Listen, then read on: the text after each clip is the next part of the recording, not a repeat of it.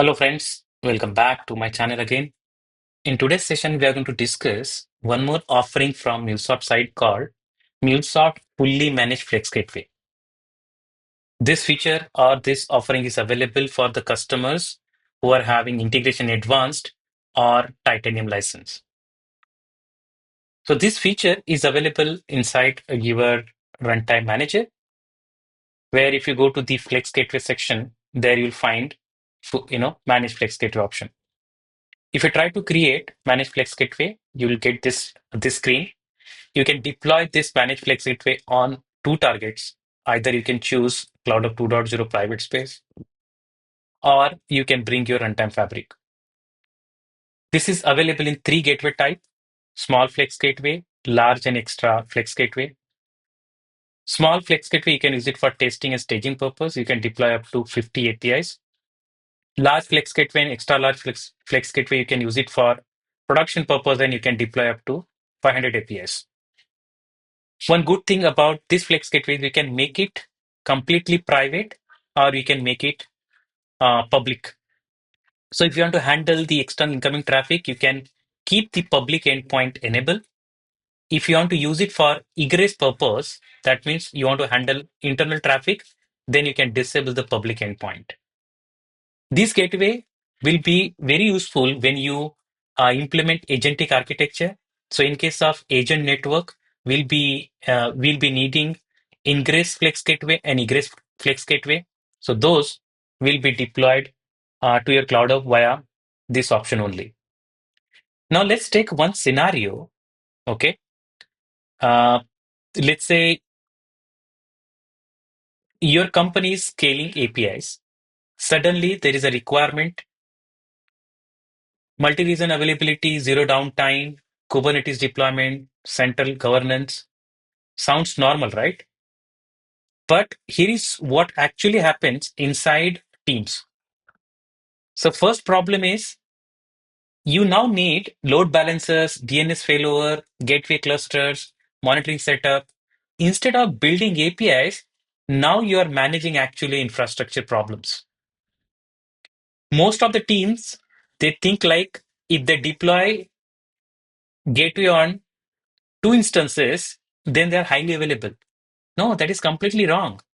If you don't have proper failure, if you don't have proper traffic intelligence, right? If you don't have consistency across regions, then you can't say that is highly available. Few problems I could see is different environment, different configuration required in case of self-managed Flex Gateway. Sometimes it works in development environment, but it won't work in a production environment, a classic problem.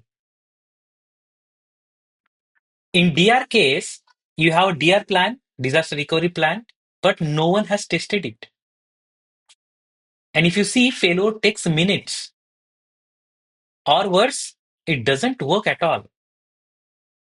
So the real question is, do you want to manage infrastructure or do you want to control APIs? This is exactly where Managed Flex Gateway changes everything. Think of it like this: gateway becomes lightweight, control completely moves to API manager, infrastructure become completely invisible. You don't need to configure anything at the infrastructure level. Now let me quickly show you the implementation. So we'll compare Managed Flex Gateway with Self-Managed Flex Gateway in high availability and disaster recovery perspective. So we'll see their implementation architecture, how HA and DR is implemented in Managed Flex Gateway, and how difficult it is to implement HA and DR in case of Self-Managed Flex Gateway. Let me quickly show you the architecture diagram. So HA and DR, in case of Managed Flex Gateway, it is completely taken care by CloudHub private space itself.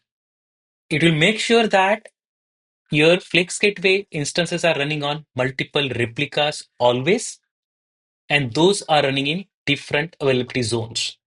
So in case of small Flex Gateway, it will make sure two minimum replicas are running. In case of large and extra large, it can extend till three replicas in three different availability zones.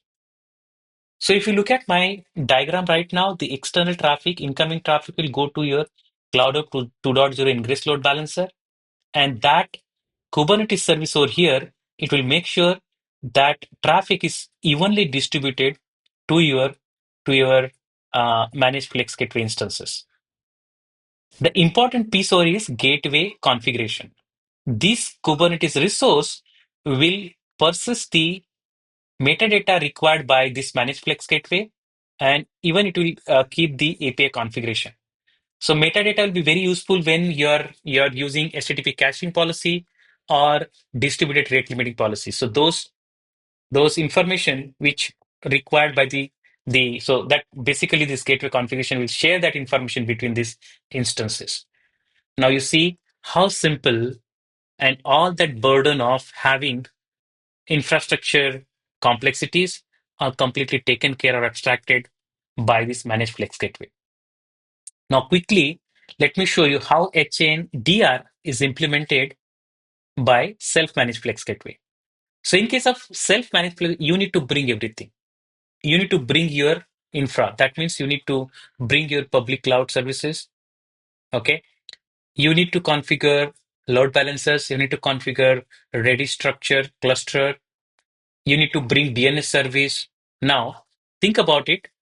If you need high availability, okay, and if you're implementing for a cross-regional traffic, okay, so you need multiple replicas of Flex Gateway.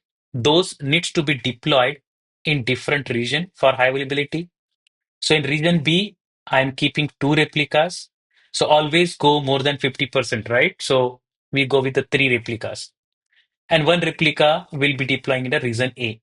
In front of your replica, you need HTTP load balancer, and there should be a replication of data between your Redis cluster also. That also a configuration you need to do. And you need to bring active and active DNS service to distribute the traffic between your regions always.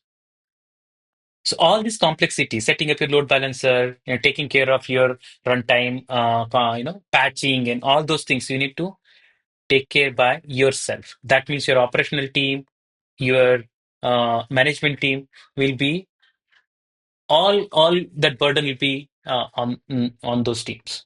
Now, if you want to enable the disaster recovery, that the architecture will be exactly similar, but only DNS service will be in active passive mode. So all this heavy lifting is taken care by your MuleSoft team in case of managed Flex Gateway. Now, if you say like managed Flex Gateway is not just a deployment option, it's a control plane plus data plane architecture shift, and that's what most people miss. Let's compare this properly. Okay, so MuleSoft Managed Flex Gateway, MuleSoft handles complete life cycle. It gives you centralized configuration option, faster rollout, and built-in HA pattern, DR pattern. So based for your enterprise team, fast scaling, governance heavy environments. Self-managed Flex Gateway, you have to control everything. You have to build HA and DR. You have to manage your infra based for highly customized environments. And if you have strict network and security constraints, then you can go for self-managed Flex Gateway. If your team is still small or mid-scale, self-managed will slow down. If your enterprise scale, then best option or smart choice is managed Flex Gateway. So the question is when to use what? So use managed Flex Gateway if you want a speed, if you want less operational overhead, you want centralized governance, go for managed Flex Gateway. Go for self-managed Flex Gateway if you need full control of your infrastructure. If you have strict compliance and network rules, go for it. The biggest mistake teams make is choosing architecture based on control instead of choosing based on operational efficiency. So managed Flex Gateway is clearly where MuleSoft is heading. And as I mentioned also, when you implement agentic architecture, you need managed Flex Gateway. So if you're designing MuleSoft architecture right now, this is something you need to must get right.